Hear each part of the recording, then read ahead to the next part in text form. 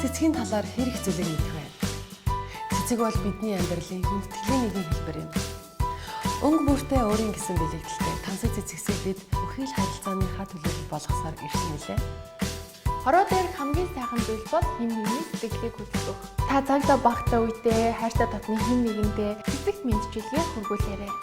Энэ нь тухайн хүндээ би үргэлж дэрэгдчихэн байгаа шүү гэсэн дотн сэтгэлийг төрүүлдэг. Варта цэцгийн гол төлөв бэлгэлж буй хүнийхээ ажлын байранд хөрвөл тохиромжтой.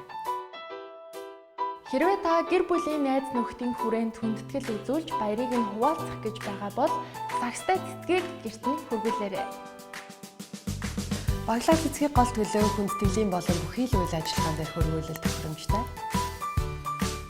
Шар сарнаа гэхэвчлэн найз нөхдийн хүрээнд бэлэг болгон өгдөг эмэгтэйчүүдийн нэгэн адилаар ирчүүдч гэсэн цэцэг бэлгэхэд дуртай байдаг.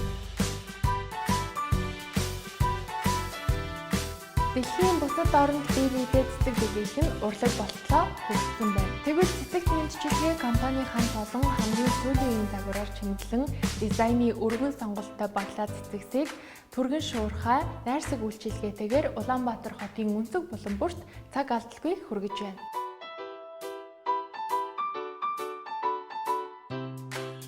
Сайн байна уу? Цэцэг сайхан яаж байна уу? Энэ сайхан өдөр тань цэцэг тэмцэлгээс мэдлэгээ хэлсэн байна.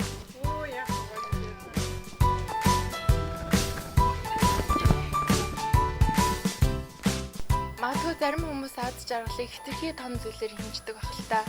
Хүн бүхний хувьд ижийн дэрэгт байх бол тэр чигтээ амьдралын аз жаргал байдаг. Ээжтэй маш их хайртай. Баярлалаа. За баярлалаа. Ийм гоё бүлэг явсан. Ийм сайхан сүрприз хийсэн баярлалаа. Хайртай хүмүүсээ баярлуулах нь миний хувьд сая цэцэгсийн дунд зугаалгатай адил гайхалтай мэдрэмжийг төрүүлдэг. Байгаль дэлхийн гайхалтай өнгнөөс бидэнд түгээрч цэцэг мэдчилгээг бий сонгож байна.